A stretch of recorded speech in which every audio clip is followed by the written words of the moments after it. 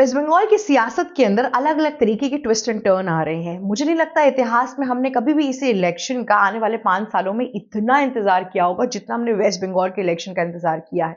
यहाँ पे एक चीज साफ हो रही है कि कैसे ममता बनर्जी तिरमिला रही हैं और कठिनाइयां बीजेपी के लिए और बढ़ाती जा रही हैं। हालांकि बढ़ा वो बीजेपी के लिए रही है, लेकिन खुद अपनी जो जाल वो बिछा रही है उसी के अंदर खुद ही गिर जा रही है।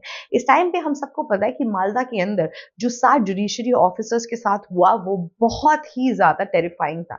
जी हाँ, एसआईआर की प्रक्रिया के तहत सुप्रीम कोर्ट ऑफ इंडिया ने जो डिस्ट्रिक्ट कोर्ट के जजेस थे, रिटायर्ड जजेस, करंट जजेस, उन लोगों को बैठाया था। उनकी कमेटी बैठी थी जिसमें 3 महिलाएं थी। अब वो लोग क्या कर रहे थे, मालदा के अंदर थे वो लोग, वहां पे एसआईआर की जानकारी के लिए और पूरा प्रोसेस कर रहे थे।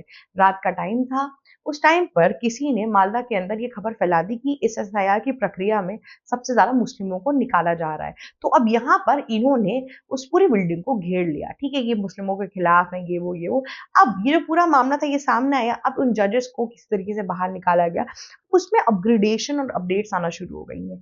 जिसमें बात ये है कि उस टाइम पर जब इन डिस्ट्रिक्ट जजेस ने कॉल किया आपके स्टेट पुलिस को, स्टेट पुलिस ने उनका फोन आंसर करना जरूरी नहीं समझा, और आंसर भी किया तो कह रहे कि हम आ रहे हैं पर बहुत मॉब है, धक्का धुक्की हो रहा है, ये सब कुछ, ये सब बोलने लगे। अब मैं बताती हूँ, उसके बाद से इन लोगों ने सुप्रीम कोर्ट में कॉल किया और सुप्रीम कोर्ट के जो प्रमुख थे उन लोगों ने फिर डायरेक्शंस दिए और फिर वहां पे जाके सेंट्रल फोर्सेज आई।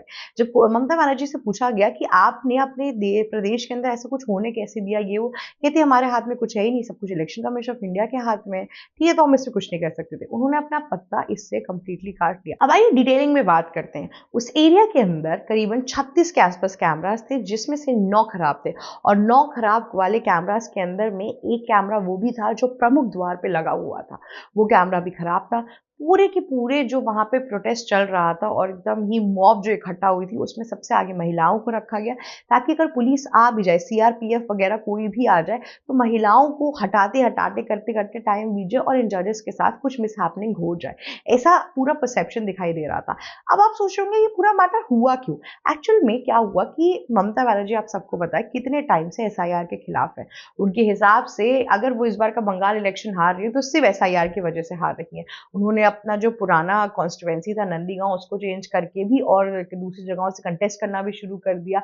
इस बार वो हिंदू मेजोरिटी एरियाज में जा रही है, हिंदुओं को ज्यादा अपील करने की कोशिश कर रही है, क्योंकि उनका जो मुसलमानों का वोटर बैंक है वो 30% था, लेकिन अब उसमें से 10% हुमायूं कबीर और ओवैसी साहब ऑलमोस्ट लेके जा सकते हैं, बहुत ज्यादा चांस है। अब उनके पास उस कैलकुलेशन के हिसाब से 20% बचा। अब बांग्लादेशी मुस्लिम्स को तो ऑलमोस्ट निकालने की कोशिश करी दी गई है, और करीबन 50 से 60 हजार लोगों को इस एसआईआर की प्रक्रिया के तहत बाहर निकाला गया है। अब इन सब चीजों से दिल मिला के ममता बनर्जी ने सुप्रीम कोर्ट में अर्जी डाल दी गई। अब उस अर्जी के बाद से सुप्रीम कोर्ट का जो रिएक्शन आया, उन सब चीजों को अगर हम कैलकुलेट करें तो बहुत कम चांसेस है, क्योंकि इलेक्शन ऑलमोस्ट आ चुके हैं, अप्रैल में ही है, और अभी वो 6 लाख, वो 70 लाख लोग को वापस लाना और ये सब कुछ करना बहुत मुश्किल, ऐसा नहीं होने वाला है। अब क्योंकि इन लोगों को ये चीज पता चल गई थी, इसीलिए यहाँ पे इस तरीके का माहौल और ये हिमस्फीयर क्रिएट हो रहा है। इन सब चीजों के ऊपर जब ममता बनर्जी से पूछा गया उनका क्या रिएक्शन है, वो बताएं कि आगे क्या करना है, कैसे करना है, ममता बनर्जी का कोई रिएक्शन नहीं आया। ममता बनर्जी ने साफ साफ सीधे सीधे हर कुछ सेंटर पर डालने की कोशिश कर दी। सोचो, स्टेट की इतनी बुरी हालत है इस टाइम पर कि वो स्टेट के अंदर जब हाईकोर्ट की सीजीआई ने वहां के आपके डीसीपी को कॉल किया, उन लोगों ने फोन ही नहीं उठाया। और उसके बाद से जब पूछा गया कि फोन क्यों नहीं उठाया गया, तो उनके सेक्रेटरी यहाँ पे सिंपली ये बोल रहे हैं कि वो फ्लाइट में थे, इसलिए फोन मिस हो गया। अगर उनको पता होता कि आपका कॉल आया है तो वो फोन उठा लेते, कॉल बैक कर लेते, और ये सब चीजें बोली गई, राइट। अब आप समझ रहे हैं कि सुप्रीम कोर्ट की तरफ से आदेश आया कि स्टेट पुलिस क्या कर रही है, कि मतलब तुम हाई कोर्ट के सीजीआई का फोन ही नहीं उठा रहे हो, मतलब ये तो कुछ ज्यादा नहीं हो गया। ये मतलब कि जुडिशरी को उन लोगों ने मजाक समझ के रखा हुआ है। इतना ही नहीं, एक महिला जुडिशरी की गाड़ी वहीं पे रुक गई थी और उसको लोगों ने इतने देर तक रोक के रखा था। सोचिए, उस मॉब के सामने अगर वहां पे सीआरपीएफ नहीं आती तो उन औरतों का क्या होता। ये लोग तो कच्चा खा जाते हैं उन लोगों को, किस तरीके का वायलेंस होता। और सोचिए, औरतें ही औरतों के खिलाफ हो गई हैं उस पूरी की चीजों के अंदर। आप देखेंगे प्रोटेस्ट में औरतें इतनी आगे खड़ी हुई थी, उनको लगा था उनको हटाया जा रहा है, ये सब कुछ। इस टाइम पे वेस्ट बंगाल के अंदर ना ममता बनर्जी एक हर रोज़ एक नई चिंगारी फेंक रही हैं कि जब जो आग लग जाए। और इन आग के चक्कर में बंगाल के जो लोग हैं वो बेवकूफ़ बनते जा रहे हैं। बंगाल की जो जनता है वो इस आग में जलती जा रही है। बंगाल के अंदर इतने ढेर सारे हमने रेप केसेस देख लिए हैं, वहाँ पे सिक्योरिटी इश्यूज़ देख लिए, और अब ममता बनर्जी के पास जब कोई भी पॉइंटर डेवलपमेंट का नहीं बचा और उनको लगा कि बीजेपी आ सकती है, तो उन्होंने नई तरीके के पैंतरे इस्तेमाल करना शुरू कर दिए। लोगों के अंदर इस प्रकार का डर फैल गया है इस टाइम पर कि कोई कुछ बोलना ही नहीं चाह रहा, कोई आगे ही नहीं बढ़ता जा रहा है। लोगों के अंदर ये हो गया कि मैं कुछ भी करूँगा, ममता बनर्जी के गुंडे मुझे आके मारना शुरू कर देंगे। सोचिए ना कि जब एसआईआर की प्रक्रिया के लिए ऑफिसर्स आए थे चेकिंग करने के लिए, प्रोसीजर्स को आगे बढ़ाने के लिए, उस टाइम उनको एक ऑफिस भी नहीं दिया गया था, वो लोग सड़क पे सब कुछ कर रहे थे। इससे बुरी हालत क्या हो सकती है? और ममता बनर्जी ने इतने दरवाजे वो ठोक लिए, सब कुछ कर लिया, कोई फायदा नहीं हुआ। अब वो अपने बयानबाजी करके बंगाल को एक एसेट की तरह इस्तेमाल कर रही हैं, पूरे के पूरे सेंटर के खिलाफ। उन्होंने अभी अपनी रीसेंट स्पीच में ये चीज़ बोली कि सुप्रीम कोर्ट ने 200 सीआरपीएफ के ऑफिसर्स को भेजा है ताकि हम बंगालियों पे अटैक हो सके। वहाँ पे प्रोटेक्शन के लिए भेजा है, क्योंकि इतने लोग बंगाल में इतने तरीके का वायलेंस होता जा रहा है, और ये इलेक्शन आम इलेक्शन जैसा नहीं है। इस बार ममता बनर्जी को पता है अच्छे से कि बीजेपी के जीतने के बहुत चांसेस है, इसलिए ममता बनर्जी तब से सोची ना, अभी तक इलेक्शन हुआ भी नहीं है, उसके पहले इतने ज़्यादा यहाँ पे मॉब इकट्ठा हो गई है, यहाँ पे इतने देर सारे राइट्स होना शुरू हो गए हैं, और इतने तरीके की मतलब गुंडागर्दी चल रही है। तो अब जब इलेक्शन होगा उस टाइम पे कितना मिसहैपनिंग होने के चांसेस है। इसी सब चीज़ों को हटाने के लिए यहाँ पर ममता बनर्जी की सरकार को नीचे गिराने की कोशिश नहीं की जा रही है, पर यहाँ पे सिक्योरिटी हो जाए, फेयर ट्रीटमेंट मिले, लोगों के अंदर भरोसा रहे कि जो भी वो कर रहे हैं वो किसी को भी करेंगे तो उससे सुख शांति बनी रहेगी।